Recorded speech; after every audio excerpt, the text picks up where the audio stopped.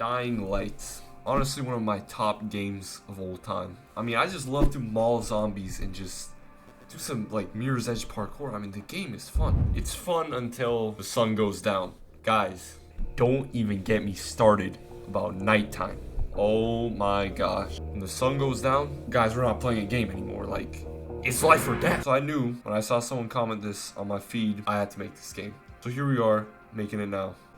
Also, I may or may not have finished this project like 2 months ago and even posted on my TikTok. But guys, like, come on. Arc Raiders dropped and look, I was a little addicted, okay? Like, it doesn't matter. Point is, I'm here now, okay? So let's shut up and let's get started. Okay, so here we are in Blender. Now, obviously, we have to follow the golden rule of deleting the default cube and putting in another cube because no one likes the default cube. Okay, done. Now let's model. Okay, I don't actually know what I want to make yet. All right, thought about it for 4 seconds. I say let's do a man looking off on a high-rise building at the city. That's cool. Okay, yeah, something like the main menu, you know, because the in-game main menu is pretty cool. Let's make something like that. So I need some reference images. Let's just boot up Dying Light, run around, get some screenshots.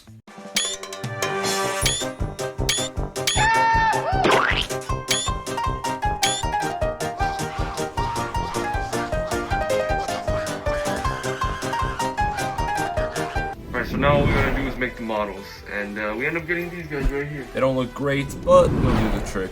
Then went on to model some bigger buildings to scatter around, and we ended up with these guys right here. Again, don't look great, but they'll do the trick. So now, time to create the terrain to scatter all this on in Gaia. Okay, booted up Gaia here, got everything ready. Let's just make some terrain. Ron has some hilly, mountainous terrain, so let's just try to recreate something close to that.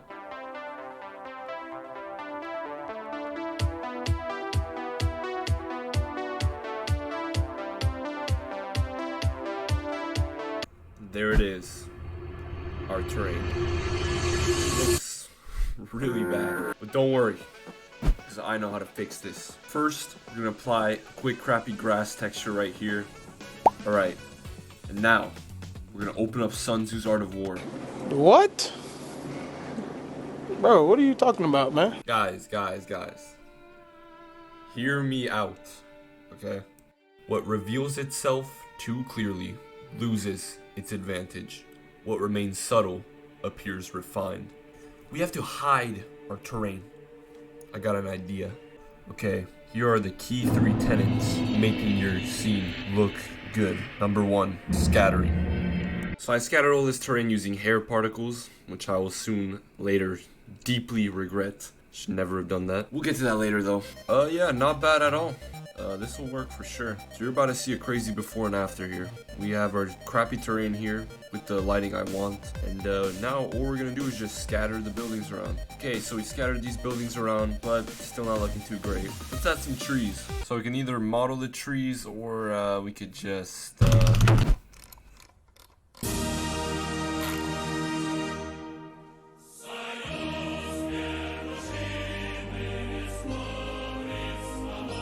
Alright, so we got our trees here. Let's add some stuff to the background to block it up, and let's add some larger scale buildings here in the front. So we did just that. Scattered some bigger buildings around in the foreground and some background buildings. Okay, cool. Now, the second tenet is atmosphere. So we added some fake haze, some real haze. Done. Now, third key tenet. Small details. Whether it's leaves in the background or just people standing in the back, small details will always bring your scene to life. So, we added some cranes, birds, smoke plumes to make it look like a city that looks unwell, has fallen apart, and not looking too good. Okay, so we finished the city. Hey, no, we gotta model one more thing. One more? Oh. Rises Tower. This thing is absolutely massive, okay? And it looms over the player the whole game. I mean, you can see this thing from all the way across Old Town. So it is imperative that we put this in our scene. Okay, can I get down now? No. Are you serious? Man, it's high up here. Okay, so basically, I started modeling this one a bit differently. Instead of just using basic extrusions and edge loops, I actually just got basic cubes and made them different lengths and just layered them together, like if I was constructing an actual building. This way I can add a bit of detail for the interior as well as have some depth, and it allows for us to use the Boolean modifier. Oh, what the heck is a Boolean modifier? Basically, put hole in object. That's all it is. So here's a little neat trick. By duplicating my completed model and applying a wireframe modifier, then going back to the original, applying a Boolean modifier, and getting a... Yeah, no one cares, nerd. Look, we got cool damage now, though, so that's really cool. What we gotta do is just model a little bit more, and... it's done. Introducing Rises Tower. Huh. Looks like Right, in all honesty, it doesn't look that bad, but I mean, if you're comparing it to, you know, the real Rises Tower made by real professionals, yeah, it looks kind of rough. But no worries, no need to panic, guys, because we have Sun Tzu's Art of War here to tell us another great lesson. You know what that is? You know what? When form cannot be shaped, increase the distance. What is unclear up close may appear whole from afar. Yeah, just move the building back till you can't really see the bad parts. Alright, I'm done with this part. Time to create the foreground. Now, after scouring every edge of the internet to find the perfect model for our scene, going through endless different websites, endless different creators, we found this. So, after spending 6 months worth of Patreon funds on him, we now have him. Amazing. So now, time to animate him. Now usually we would go to Mixamo and get some random animation from there, but no, not this time. Today, we're flying close to the sun and we're making our own animation.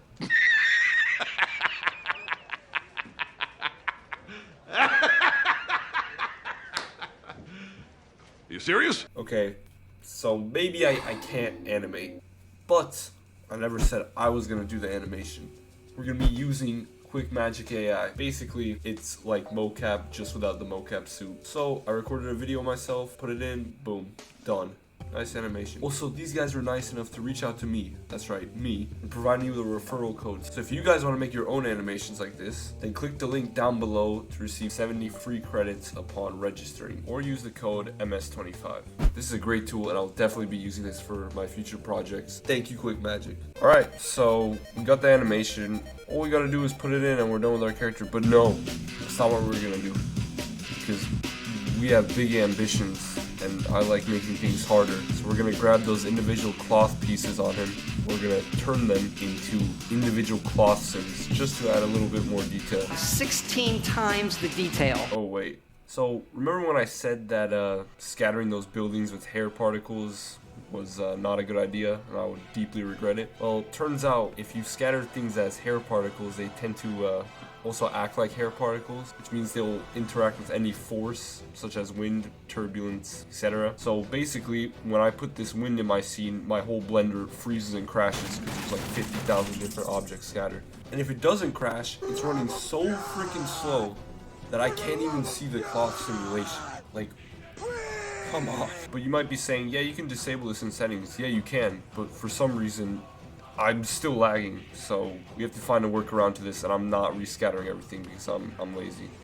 Alright, found a fix. So basically, there's an add-on on Blender that allows you to get a cloth simulation and then bake it into shape keys. So basically, we got a baked animation that we can just import into our scene, and we're good. So that's exactly what I did. I got all the cloth pieces in a different scene, got a good cloth sim I like, baked it, nice, we're done. I also did this for other details like this torn cloth thing hanging off and Rise's flag. And lastly, we also created a quick ash particle domain thing for the foreground, because basically Haran has a bunch of these floating dust particles or ash, I don't know what the heck it is, but it looks cool. So we put that in, there's all our simulations completed. Now for the foreground, I added some rocks, scattered some trash, modeled some panels, added a cargo box, and a few other industrial things. Modeled some rebar, modeled some easy pillars, and there we go, we're done. Now, time to hit render and pray that this thing goes without a hitch, but we should be fine. The scene's a little heavy, but we're gonna be fine. Oh my gosh. It's done. That took a while, but here we are in Nuke. All we gotta do now is combine all the render layers, do some adjustments, and ship this off to DaVinci Resolve to color grade. So I did some fine adjustments, added some God rays, nice. Added some glow, chromatic aberration. Also, quick thing, I actually made a night variant of this scene too, which I'll be showing off in a second. Basically, I pretended to be a monkey for 10 seconds, put it into QuickMagic, got a nice animation, made the scene nice and dark and moody. It's basically the same scene, just turned to night. So now time to put this thing into DaVinci Resolve for the final product. Well, we finally made it.